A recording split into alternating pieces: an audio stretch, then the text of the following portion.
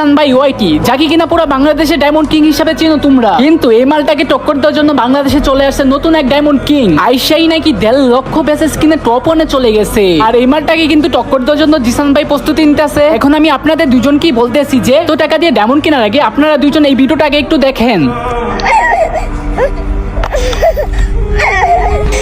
এই ভিডিওটার মানে কি একটু বুঝছেন? মানে একটা বাচ্চা মানে খাবার না খেয়ে মাটি খাইতেছে, আর তার হৃদয় ভাঙা কান্না শুধুমাত্র একটু পানির একটু খাবারের জন্য। শুধু সে নয়, তার মতো হাজার হাজার ফিলিস্তিনবাসী খাবারের অভাবে না খেয়ে মারা যেতেছে। আর আজকে একটা ভিডিওতে দেখলাম একজন মা বাংলাদেশ থেকে সাহায্য চেয়েছে শুধুমাত্র একটু পানির জন্য। আর হ্যাঁ, এসি টেটার ভাই আর জিসান ভাই ওয়াই, আমরা সবাই জানি আপনারা বাংলাদেশের গর্ব। হ্যাঁ, আমরা এটাও জানি যে আপনারা গরিব দুঃখীদের দান করেন। তো শুধু নিজেদের মধ্যে একজনকে টপকি আরেকজনের প্রতিশোধ নেওয়ার কোনো দরকার নেই। আমরা এটাও জানি যে আপনারা ডায়মন্ড কিং, আপনারা গেমের পিছনে কোটি কোটি টাকা খরচ করেন। শুধু নিজেদের মধ্যে ঝগড়া করে তো কোনো লাভ নাই। যদি এমন হইতো যে একটা দেশ আপনাদেরকে চ্যালেঞ্জ দিছে, তখন আপনারা প্রতিশোধ নিবেন, অবশ্যই প্রতিশোধ নিবেন। কেন বাংলাদেশ ছোট না হয়, গেমের মধ্যে এত টাকা না খরচ করে ওদের পাশে একটু দাঁড়া। আর গাইস, আমার কথাগুলো যদি তোমাদের ভালো লাগে তাহলে ওদেরকে কিন্তু ভিডিওতে মেনশন দিয়ে যাবা, যেন ওরা ভিডিওটা দেখতে পারে।